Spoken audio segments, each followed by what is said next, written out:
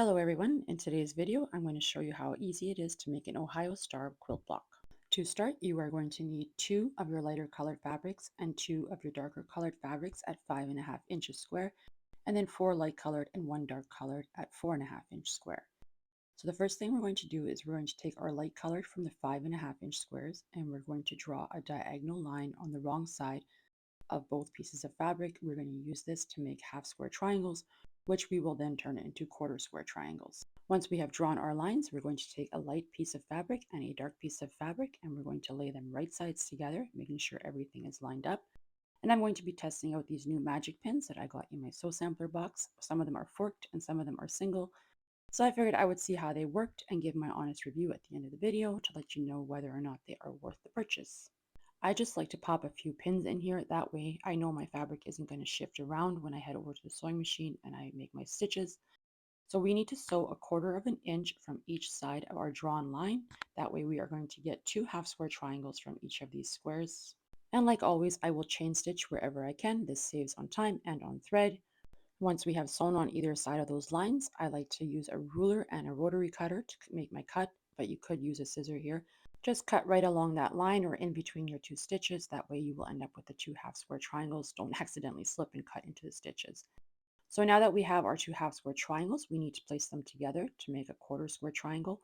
But you do need to make sure that you're putting them together correctly, because if I place them together like this with both of my dark colors at the top and my light colors on the bottom, when we sew it and cut it and you open it up, you're just going to have another half square triangle with a stitch down the middle. So just make sure that you are turning them the right way. So right here, I have the green on the top, and this one I'm going to put the green on the bottom. That way, when I make my stitches and my cuts, I'm going to have that quarter square triangle look. So to get this effect, we're just going to do the same thing on the wrong side of one of them. We're going to draw a line from corner to corner, place them right sides together, making sure that everything is lined up nice and neat. Pop a few pins in to hold it in place so it doesn't move, and then sew 1/4 inch on either side of the line, and then make our cuts once we're done, and we'll have our quarter square triangles. Once I have made a cut on these, I will go and press them. Over here, I don't really have a preferred method of pressing, but once we start putting our blocks together, we will want to make sure we're pressing correctly so that we can nest our seams. When you're squaring these up to 4.5 inches, make sure that that diagonal line on your ruler is following your seam and that the 2.25 inch point is right in the middle. If you do this, your blocks will turn out nice and neat and you're not going to lose any points when you sew it together. This is a method that I have found that works very well for me, that my blocks always turn out nice and neat. Once I have done the one side, now I just need to make sure that I am lining it up to 4.5 inches, and then I can just make my cut, and then I will have perfectly squared up quarter square triangles. So now to start assembling my block, I'm going to take my dark 4.5 inch piece of fabric and I'm going to lay that in the center, and I'm going to add my quarter square triangles all around the outer edge. And one of the methods that I use to remember on which orientation these blocks go is I make sure that I put the light against the dark for the center here, because if you would turn that so it would be dark on dark, you would not get the same effect.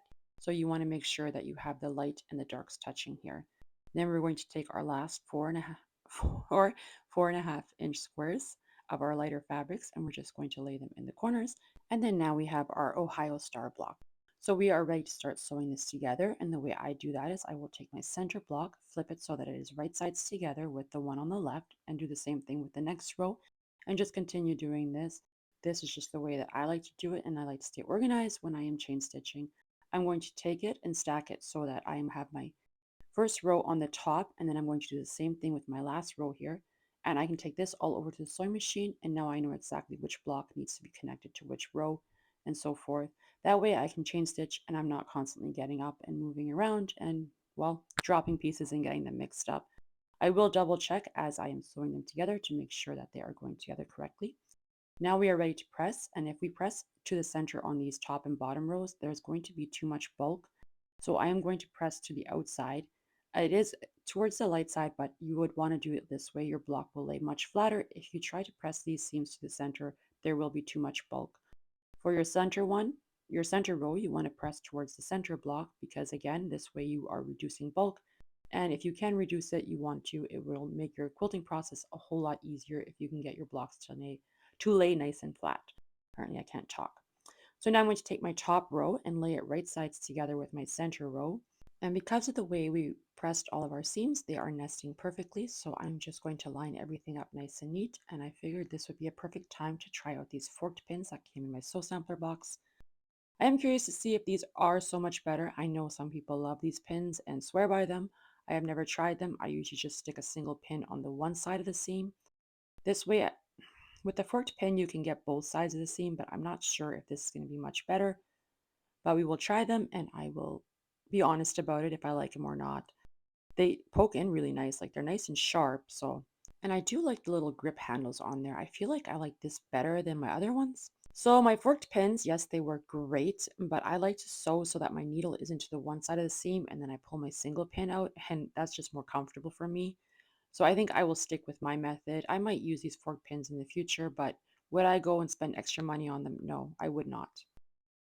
So here is the Ohio Star block all done. I am really liking the way it looks. I lost a tiny portion of one point there, but I am not going to cry about it. I'm not going to unpick it.